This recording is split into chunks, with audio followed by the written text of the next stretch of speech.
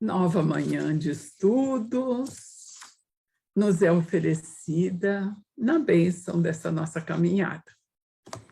E que o que tivermos de melhor em nós, os amigos espirituais possam usar no sentido de balsamizar tantos corações que estejam tristes, magoados, que Jesus disponha de nós.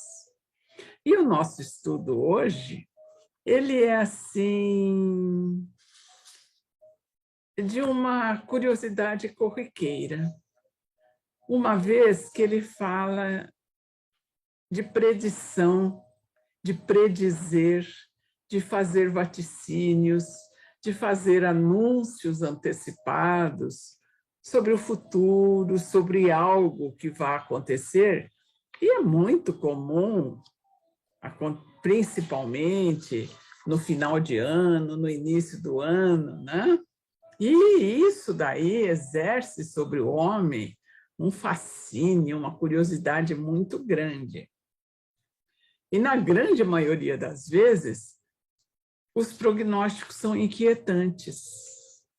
E, baseados neles, cada um vai reagir de um modo pessoal, mas muitas vezes acalentando cismas, medo, desencantos, tal como quando se consulta os prognósticos dos horóscopos para o dia de hoje, para a semana de hoje, onde as pessoas ficam centradas, querendo identificar o que ali estava constado e que vai ser verdade, né? Então, veja bem, a ciência não consegue explicar esses fatos que se fecham no tal do sobrenatural, nas superstições, né? Então, e nesse sentido, pouco mudou a visão que se tem, ou que se teve, desde a Idade Média até os dias de hoje.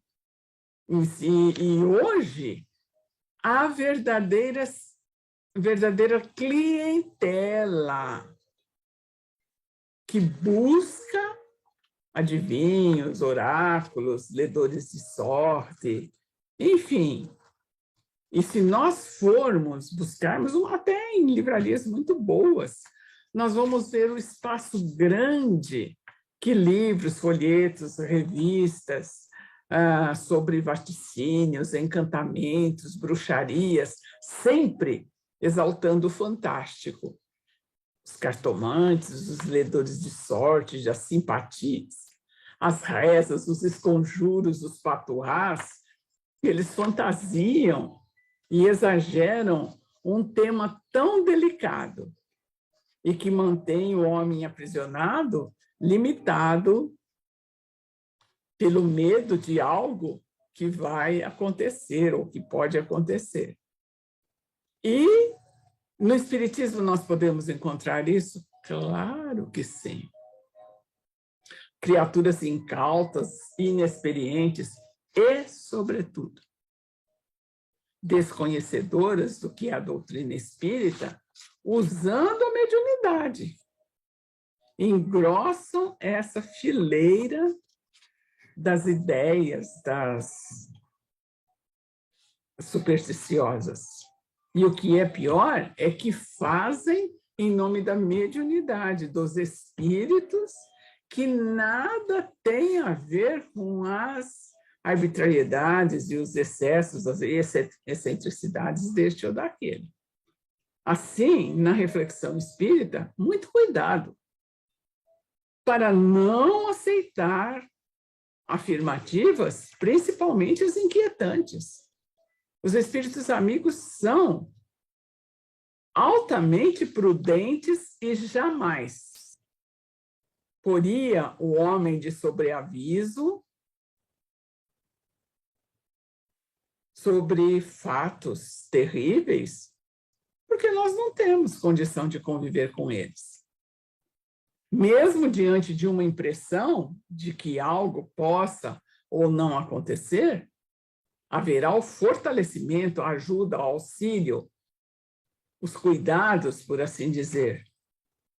Então, na doutrina espírita, não existe predestinação para o mal, para acontecimentos nefastos, para saber o dia em que se dará a sua morte, ou isto ou aquilo. Não existe essa condição. Então, exatamente essas predições assim são feitas ou são compreendidas como consequência de um estado, de uma situação presente e que, de alguma forma, apresenta para quem recebe a predestinação como um determinismo, esquecido de que cada um tem condições de reformar causas pelos efeitos, maldição em bênção, sombras em luz. Então, fala assim, mas pode-se fazer previsões de acontecimentos que não tenham relação com as causas atuais?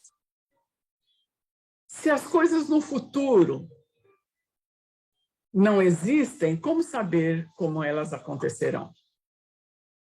Então, veja bem, há numerosas situações de predições em que a própria lógica diz que vai acontecer. Por exemplo, eu construo a minha casa num barranco, numa área de terra toda complicada. Não precisa de uma predição para imaginar que num futuro há possibilidade de que haja ali um desbarracar, por assim dizer, daquela construção, que também poderá não acontecer. Então, são previsões assentadas na lógica de fatos naturais, e não de algo percebido pelo sobrenatural. Então, a doutrina espírita procura mostrar que as causas estão dentro de leis naturais. E Allan Kardec dá um exemplo que auxilia muito esse nosso compreender da teoria das predições. E ele diz para que nós suponhamos um homem no alto de uma montanha, considerando a extensão de uma planície.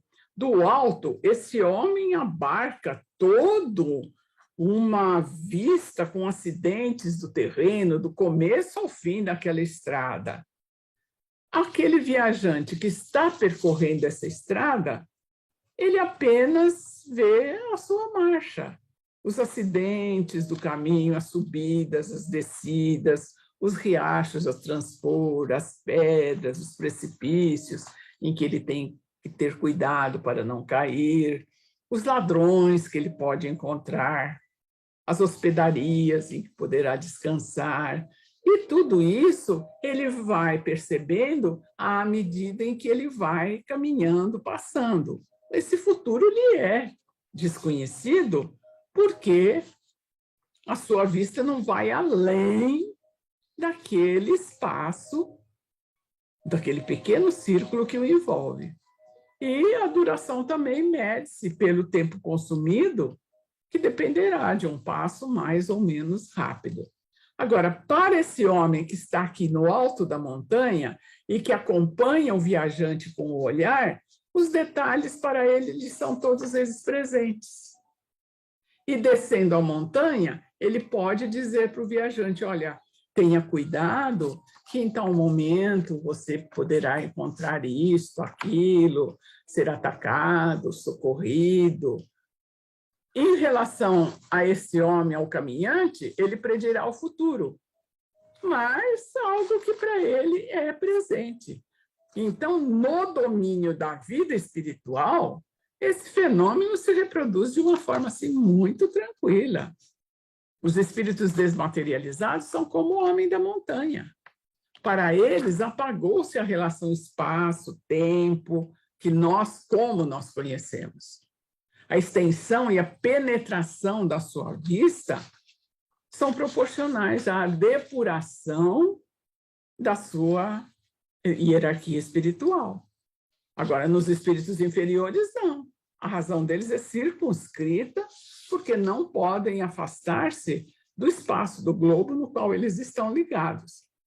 A grosseria da materialidade do seu perispírito esconde detalhes, como uma garoa, por assim dizer, encobre os horizontes aos olhos do corpo. Então, conforme o grau de perfeição do espírito, ele pode abarcar o período de alguns anos, séculos, até milhares de anos.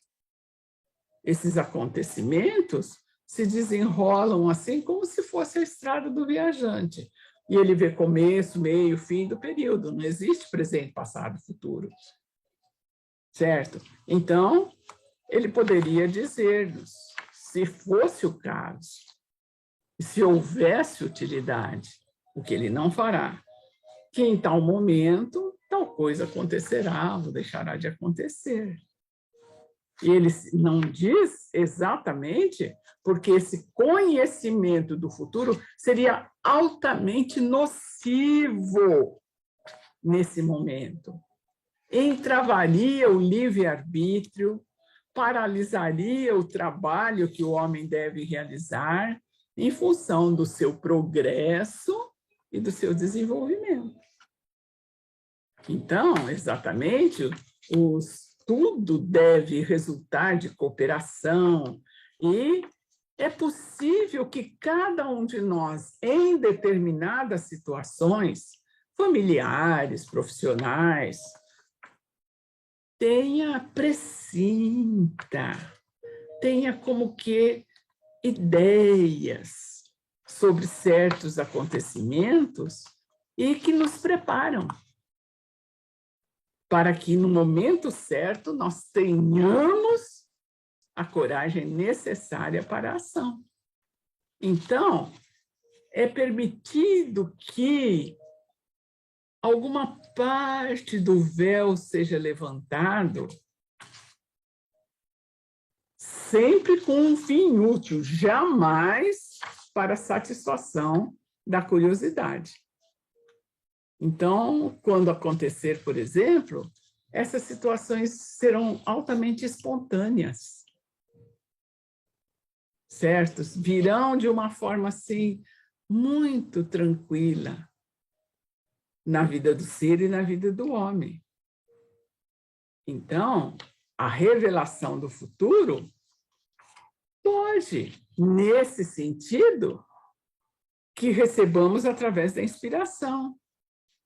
Pode dar-se no meio do sono, na vigília, no êxtase, no qual a alma se desprende e passa a perceber a realidade de uma forma bastante livre, né? E, se for ela adiantada, ela mais ou menos vê os acontecimentos desse período. Mas, em retornando ao corpo físico, tudo se afasta. E fica como que essa impressão para que no momento certo ela haja de modo assim valoroso, sem perder a oportunidade. Então, é assim que essa faculdade se desenvolve providencialmente em certas ocasiões, como nos perigos, nas calamidades, nas tragédias, onde líderes, né, assim, marcham na certeza da vitória, com ideias, cientistas, homens de gênios têm um esclarecimento de repente que leva ao grande auxílio para a humanidade e exatamente nós poderíamos lembrar quem estudou a história ou quem conhece a convicção de Cristóvão Colombo, que, segundo a rota que ele propunha, ele tinha certeza de que ele encontraria o caminho para as Índias. No plano de viagem, que foi totalmente contestado, que não foi aceito de forma nenhuma, mas que ele insistia porque tinha certeza de que daria certo. Então, esse dom não é sobrenatural, não existe isso. Baseia-se, funda-se nas propriedades do espírito, nas relações do mundo material com o mundo espiritual. Então, exatamente, a grande dificuldade é que o homem se coloca numa posição assim muito difícil em relação à imortalidade. E essa facilidade, eu diria assim, de captação do que vai acontecer por assim, os livros dizem que ele precisaria estar numa montanha acima das nuvens para abarcar o tempo e o espaço, condição essa que seria inerente a um estado de desmaterialização. Então, para gozar dessa percepção, o espírito não precisa transportar-se de um ponto a outro do espaço. Ele exatamente encarnado, mesmo que ele tenha essa faculdade, ela é amortecida pelo corpo físico, e se ele tem compreensão das coisas espirituais, ele capta detalhes que ao indivíduo comum passa desconhecido. Como você sabia que as coisas iam acontecer assim? Ele não sabia. Ele tinha um interior que lhe dizia para ter certeza, para agir daquela forma, para não revidar, para deixar as coisas caminhar. É alguma coisa muito íntima que alterou a delicadeza das suas percepções e que possibilita que as suas faculdades sejam ampliadas, por assim dizer, percebendo as coisas espirituais. Então, essa aptidão necessariamente não é consequência do desenvolvimento intelectual. Com o desenvolvimento intelectual, eu engano o outro, porque eu conheço as fragilidades, as necessidades, os anseios, que, de certa forma, são comuns entre as pessoas, e eu, então, ali eu ofereço uma pedra, sei lá, uma consulta, algo que fixa o indivíduo em ideias, ou em pessoas, ou em fatos, ou em situações, por assim dizer, dos feitiços, dos encantos, das magias, por assim dizer, né? Então, exatamente, o espiritismo usa a mediunidade, as percepções do espírito para servir ao semelhante. Os excessos, as interpretações cabalísticas não se rotulam como prática espíritas. O livro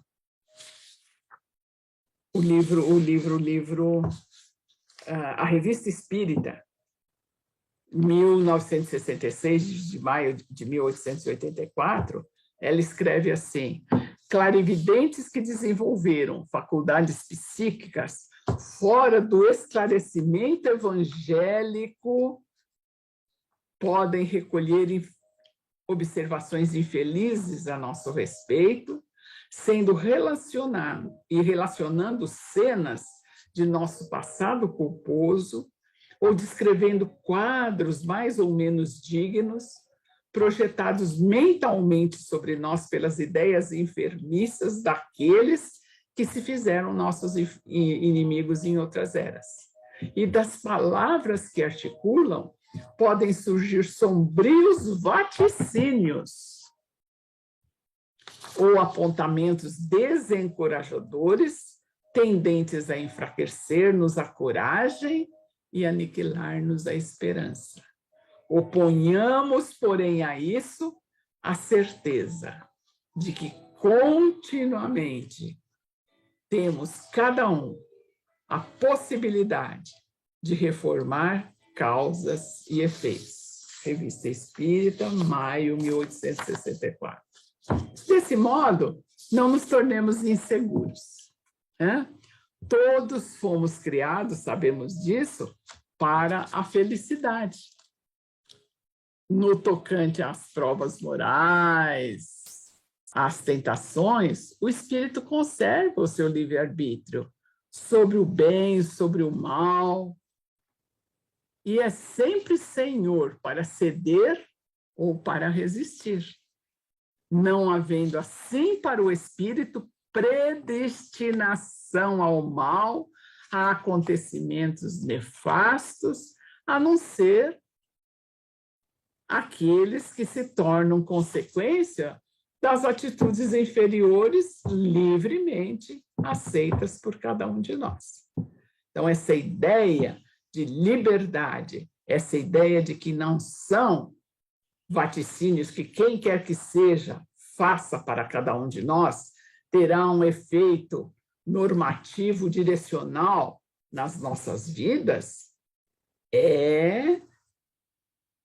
eu vou usar um termo assim deselegante, é pobreza de entendimento. A vida vale a pena exatamente por essa certeza que cada um de nós tem de, a cada instante, modificar causas por efeitos buscados no bem, no belo e no verdadeiro. Que Jesus nos abençoe.